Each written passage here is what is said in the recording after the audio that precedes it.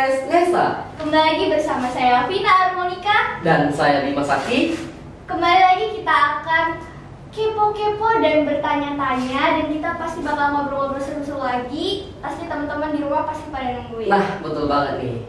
Nah, SMK Negeri 1 Kota Bumi merupakan salah satu sekolah pusat keunggulan di mana ada 5 kompetisi program dan ada 7 program keahlian. Nah, 7 kompetensi ini terdiri dari ada akuntansi, perbankan, OTKP, multimedia, TKJ, RPL, dan juga bisnis daring dan pemasaran. Nah, di balik kesuksesan dan prestasi di setiap kejuruan, ada peran serta dari kepala jurusan keahliannya masing-masing. Nah, untuk itu, kali ini Studio Nesa TV mengundang kepala kejurusan TKI, Teknik Komputer dan Informasi, Ibu Erliana Septiani. Untuk berbincang-bincang nih mengenai visi dan misi serta usaha untuk membangun keunggulan di tiap-tiap kejurusannya masing-masing. Nah, gimana nih Ibu kabarnya? Alhamdulillah. Alhamdulillah. Luar biasa. Allahu Akbar. Walaupun banyak kerjaan ya Bu. Iya, biasa akhir tahun. Nah, akhir tahun bener banget. Nah, sebelum Ibu menjadi kajur nih Bu, nah perjalanan Ibu di dunia pendidikan itu seperti apa sih Bu?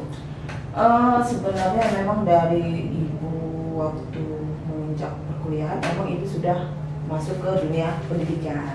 Ya. Di sana ibu sudah mulai menjadi asisten dosen, asisten laboratorium, lalu mungkin sudah ada apa ya, benih-benih pengen jadi seorang pendidik ya.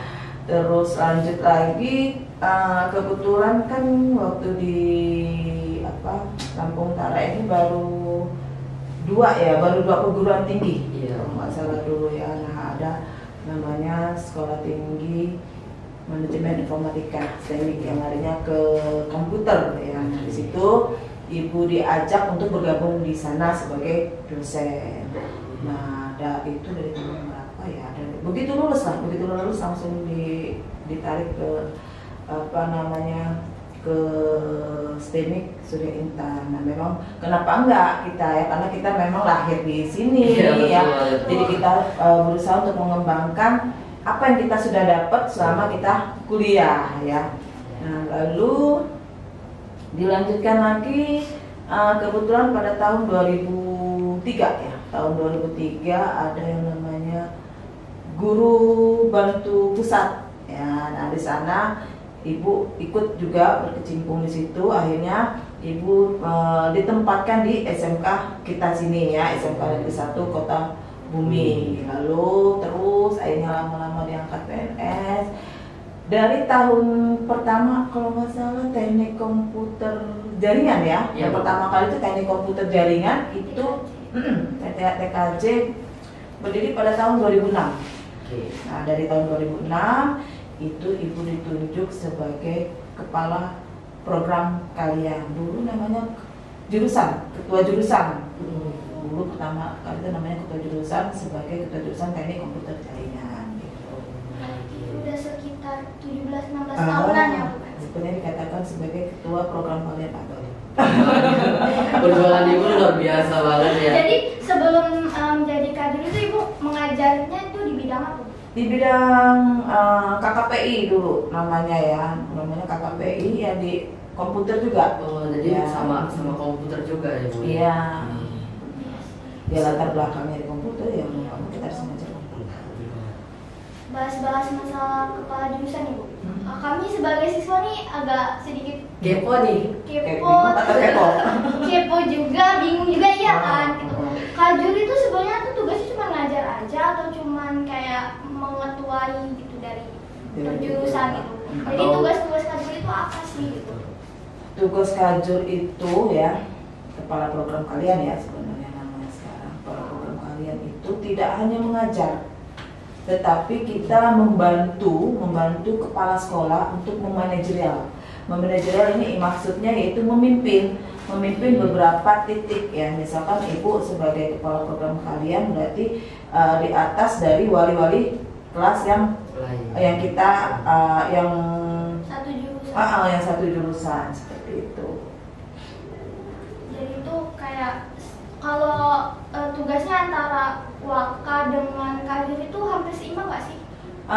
Kita masih di bawah Waka. Nah, di sini kita lebih cenderung membantu ya, semua kan di Waka itu ada Waka kurikulum, kesiswaan, sarana, terus hubungan HKI ya dengan dunia industri dan dunia usaha. Nah, sama manajemen mutu. Nah, kita ini juga membantu para wakil kepala sekolah, kapro.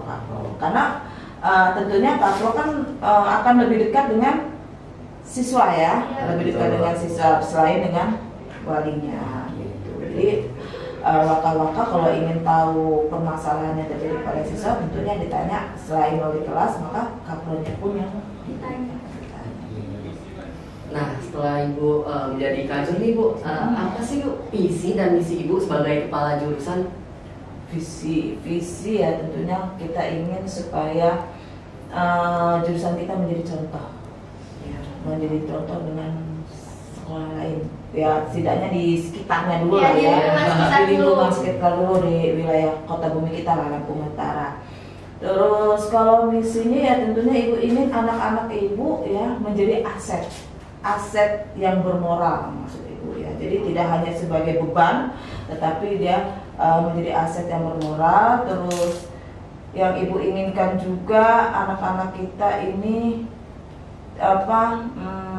menciptakan lapangan kerja sendiri. Seperti jurusan kita kan emang berpeluang sekali ya untuk bisa menciptakan lapangan kerja. Apalagi kan ini termasuk kita tuh mengikuti globalisasi. Iya, perkembangan teknologi. Iya, kita tidak hanya tidak hanya diam di tempat, kita harus ikutin terus perkembangan teknologi, baik itu jurusan apa tadi itu TKJ, RPL, multimedia. Betul banget. Karena perkembangan zaman sekarang lebih luas ya Bu ya, lebih canggih lagi sekarang. Jangkauannya lebih besar. Jadi ya kita harus mengikuti perkembangan zaman. Ketinggalan kita kalau diam di tempat. Betul bisa.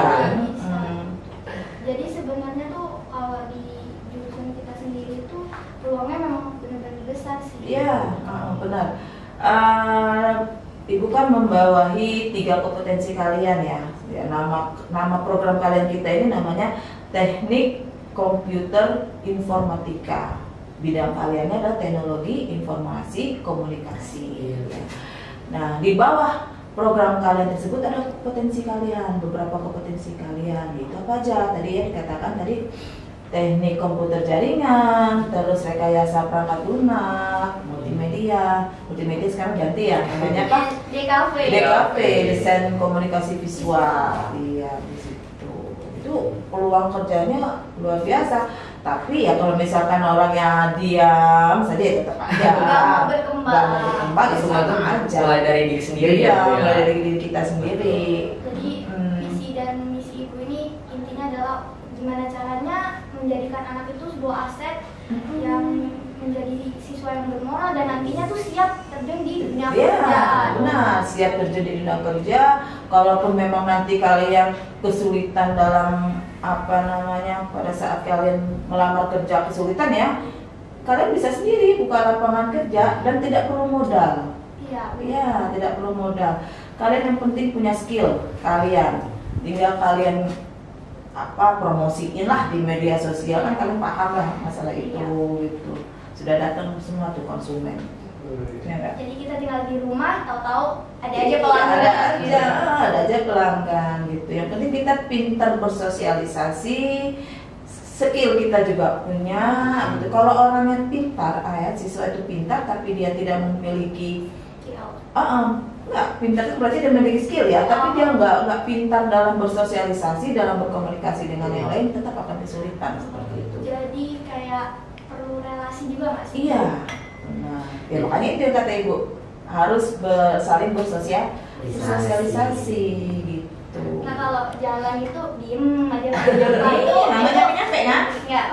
Kita pengen apa gitu, pengen punya duit banyak, pengen kerja yang gimana gitu, tapi kalau dia di tempat nungguin, kira-kira ada nggak ya menawarin saya kerja gitu kan? Diem aja nggak akan ada tahu, seperti patung gitu kan? Iya. Ini kan Ibu kan udah kurang lebih 16 tahun gitu kan, jadi ketua program keahlian. kan berarti sudah melewati beberapa masa-masa sulit. Masa-masa bukan sulit. Ya, nah, bukan itu juga sih, maksudnya kurikulum itu pasti di setiap ibu mengajar itu pasti ada ya perubahannya. Banyak yang sudah dilalui. Terutama sekarang ini kan ya, di tahun ini kan kurikulum kita udah ganti lagi nih Bu. Iya. Kurikulum Merdeka Belajar. Iya. Kalau yang sebelumnya itu kan kurikulum K13 gitu. Menurut Ibu nih, pendapat Ibu mengenai kurikulum Merdeka Belajar itu dengan kurikulum K13 tuh menguntungkan kurikulum Merdeka atau lebih sulit atau seperti apa? Sebenarnya tiap kurikulum itu tentunya ada masing-masing punya kesulitan ya, ada juga kelebihannya ya. Kalau di kurikulum sekarang ini kita kan di kurikulum Merdeka dia lebih berpusat kepada siswa. Jadi siswa itu memberikan kreativitas mereka ya, mengembangkan kreativitas mereka sendiri dengan dibimbing kita selaku guru gitu. Jadi tidak hanya berpusat pada kita selaku guru. Jadi kita kasih pulang nih, kita kasih materi beberapa materi pokok bahasan. Jadi yang mengembangkan siswa. Jadi anak-anak kita harus kreatif Ya, benar banget. di kurikulum ini. Jadi di kurikulum Merdeka ini siswa tuh kayak dituntut benar-benar harus gimana caranya dari pokok yang segini bisa mekar jadi banyak. Benar. Karena kreativitas itu digunakan untuk bukan di sekolah aja tapi di dunia kerja juga Ya, harus digunakan, benar. ya. Pakai banget sih itu. Iya. Soalnya seperti kita kayak jadi YouTuber, harus bener-bener kreativitas ya. Ya. Karena kalau kontennya membosankan itu nggak ada yang nonton. Nah, betul. Iya. Untuk imajinasi, kreativitas itu penting. Benar. Terus kalau untuk kurikulum Merdeka Belajar ini kan, menurut Ibu apa sih tantangan Ibu untuk menjalankan kurikulum K13 kan? Merdeka Belajar, kurikulum Merdeka. Tantangannya ya, karena memang di kurikulum Merdeka ini lebih ke teknologi ya, teknologi digital ya. Iya. Ya tantangannya ya dari anak-anak kita jadi lebih kecenderungannya dengan gadget. Gitu. Gitu. Kalau misalkan mengarahkannya ya agak kesulitan kita mengarahkan ke anak-anak kita bahwa kegunaan gadget itu ini loh ya, bukan hanya untuk sekedar main game gitu, terus nonton YouTube ya, nggak apa-apa nonton YouTube tapi dikembangkan seperti apa supaya sih orang-orang di YouTube itu kok bisa menghasilkan ya, maksud ibu seperti itu. Terkadang ya ibu guru kan kalau ngajar kadang anak-anak ini anak fokus ngapain nih ya, ibu pikir fokus apa gitu, nggak tahu fokus main game. Nah itu permasalahannya, apalagi mereka suka kecanduan ya. Iya benar banget.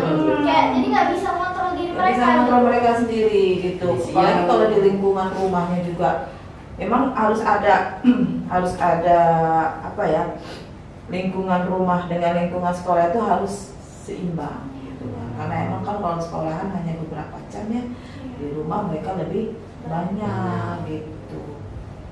Itu yang kesulitannya di gadget ya, karena teknologi terus berkembang, apalagi game tiap ini berubah-ubah ya. Bahkan sekarang udah ada ini perlombaannya Bu. Nah, Itu kan jadi kayak bikin mereka tuh terpacu gitu. tertantang ya. Jadi semakin kayak perlombaan. gitu kan. Jadi ada hasilnya. Ada hasilnya gitu. Cuman mereka itu salahnya itu nggak bisa mengontrol. Itu benar. Karena mereka tidak tahu ini waktunya belajar dengan waktunya bermain game. Mengatur waktu itu memang sangat susah ya Bu ya. Sementara kita untuk zaman sekarang kayaknya sulit ya melepas gadget ya. Karena memang di dalam pembelajaran juga semuanya larinya ke gadget. Sekolah aja kita membutuhkan Iya, gadget. ruang belajar ya kan, kita kalau mengerjakan soal juga secara online ya pakai gadget juga. Tergantung dengan diri kita sendiri. Iya benar, karena gadget itu seperti dua mata pisau gitu, bisa melukai, Betul. bisa kita pakai dengan baik gitu kan. Dua mata uang. Dua mata uang. Iya. Dua mata uang. Apa ya? Dua mata uang. Dua sisi mata uang, bukan dua mata uang. Oh ya, dua sisi mata uang. Nah, Seperti apa nih Bu rencana Ibu untuk meningkatkan mutu pendidikan dan karya siswa di kejuruan mereka dengan kurikulum merdeka ini Bu? Gimana? Jadi rencana Ibu agar meningkatkan siswa dalam kurikulum merdeka ini bagaimana?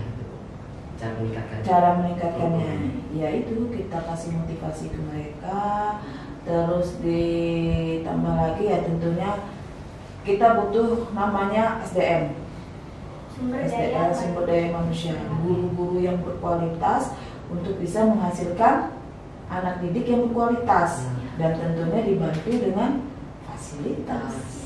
Ya, kami butuh fasilitas ya Bu. Iya, dan tentunya dibantu dengan fasilitas yang mendukung sehingga anak-anak itu bisa menuangkan kreativitas dia dengan menggunakan fasilitas yang ada gitu. Tapi bukan berarti nanti setelah dikasih fasilitas itu pun digunakan sembarangan. Seenaknya rusak, nggak dijaga. Mendapatkan fasilitas itu kan susah ya Bu ya. Jadi kita sebagai siswa harus benar-benar menjaga gitu kan.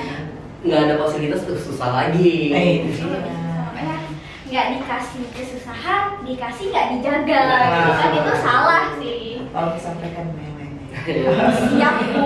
Dan kata Ibu tadi tergantung dari diri mereka Iya, masing-masing. kesadaran diri mereka masing-masing. Kesadaran. Terkadang kan mereka berkata, ini bukan milik saya, milik sekolah ini, gitu kan? Bisa beli lagi. Beli saja lagi, padahal kita juga kan meminta supaya ada alat itu perjalanannya lumayan sulit gitu. Soalnya kemarin mendengar cerita yang pulang dari Cikarang kan. Perjuangannya agak sulit. perjuangannya luar biasa. Semangat ya Bu Sinta. Mana nih Bu Sinta? Oh, Belakang layar dia Bu. di belakang layar Bu Sinta sama Bu Ros. Iya Bu Sinta sama Bu Ros. Masih muda. Masih muda. Nanti di Vina sama Bima juga harus gitu. Amin Bu. Lagi? Kalau untuk apa sih namanya keahlian kita nih Bu, kan kita di teknologi gitu. Selain untuk membangun motivasi gitu, ada nggak sih gerakan apa gitu yang Ibu rencanain untuk benar-benar kurikulum merdeka ini tuh berjalan gitu? Iya itu makanya. Jadi anak-anak kita kalau bisa diberikan workshop, workshop atau kita melihat sekolah lain yang sudah memiliki prestasi yang lebih dari kita ya, kita ikuti prestasi mereka. Dan program berikutnya ya saya kepengennya sih karena di wilayah kita ini ya dudinya agak kurang ya, jadi kepengennya sih anak-anak ibu ini bisa praktek kerja lapangan itu di tempat yang memang benar-benar sesuai dengan potensinya. Iya, bentar lagi kan PKL ya Bu ya, kelas 2 ini. Kan jadi kayak kita nih sudah membayangkan ya di mana nih? Di mana? Saya sendiri aja masih bingung Bu, di mana gitu kan. Iya, ya karena memang kita masih kesulitan di situ.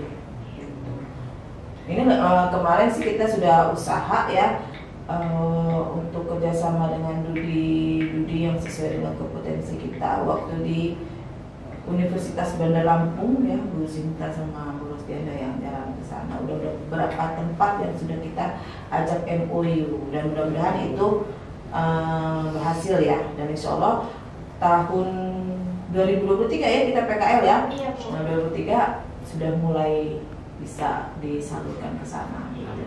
Dan nanti begitu lulus dari PKL langsung ditawarin kerja. Maunya sih gitu Bu, biar nggak jadi beban orang tua. Jadi selama ini jadi beban ya? Iya, begitu lah. Iya, begitu Bu. Karena orang tua nggak pernah merasakan anak-anak itu menjadi beban mereka. Karena memang itu tanggung jawab kita sebagai orang tua, ya kan, menginginkan anak-anak kita itu berhasil nanti sukses di depan. Jadi apapun dicari agar anak-anak itu bisa berhasil. Saya perlu gadget yang sekian, ayo dicari ya kan. Saya perlu laptop, ayo Apapun dicari. Orang-orang rela banting tulang biar anaknya jadi seorang sukses. Kita juga di sini apapun dilakukan yang penting anak-anak kita yang di sini sukses. Kenapa? Karena guru-guru di sini ya, bukan guru-guru di sini ya, semua guru ya itu merupakan orang tua kedua bagi kalian. apapun diusahakan yang terbaik. Bener. Jadi kadang-kadang tuh Vina tuh kadang sering prihatin aja gitu ngeliat temen-temennya kayak main-main belajarnya gitu, kayak nggak seru situ, kayak kok nggak kasihan ya sama orang tuanya gitu. Kadang-kadang ya itu kata ibu kan, kembali kepada Nanti kita curhat di belakang layar. iya, kita curhat di belakang layar. Terakhir nih Bu, harapan Ibu sebagai kepala program keahlian ini apa sih untuk siswa dan SMK ini? Harapan Ibu? Harapan Ibu ke depannya?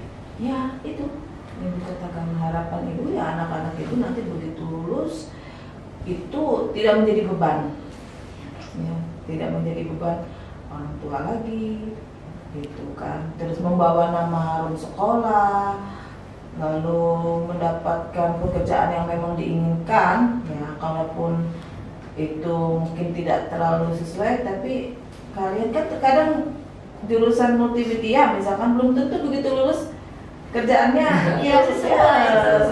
Tapi kan niat kita, tujuan kita apa sebenarnya di situ? Mencari duit. Mencari duit ya. Ibu mau to the point, mencari duit, Pejuang rupiah Terus apalagi tadi itu itu menjadi aset yang Kalau untuk sekolah kita Bu, untuk SMK ini harapannya? ya, pengennya sekolah kita menjadi sekolah contoh, percontohan dari sekolah lain, terus menjadi lebih baik lagi, menjadi lebih besar kan gitu. Ini sudah berat, SMK kita ini sudah termasuk yang ini besar. Siapa sih yang nggak tahu SMK Negeri 1? Selain besar namanya, besar juga lapangannya Bu. Saya capek Bu. Capek kan keliling, menuju pulang ribu aja capek. Iya. Tapi nggak apa-apa kalau ketemu Ibu Mas, saya tetap seneng kok Bu. Ada apa nih di balik udang? Ya ada Bu.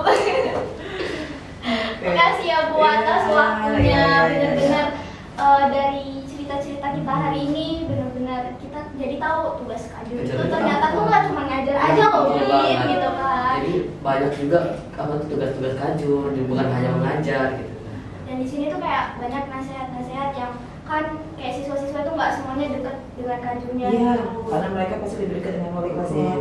Coba deh, kalian cek. Kenal nggak sama Kajurnya? Iya, banyak yang nggak tahu ya.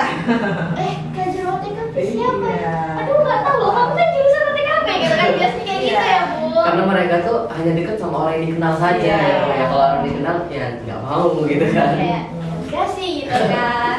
Ya kalian juga kalau sama jurusan lain jangan ini, harus tetap apa ya, bersapa, memberikan sapa ya gitu yang Beda-beda. Ya, jadi beda-bedain sama aja.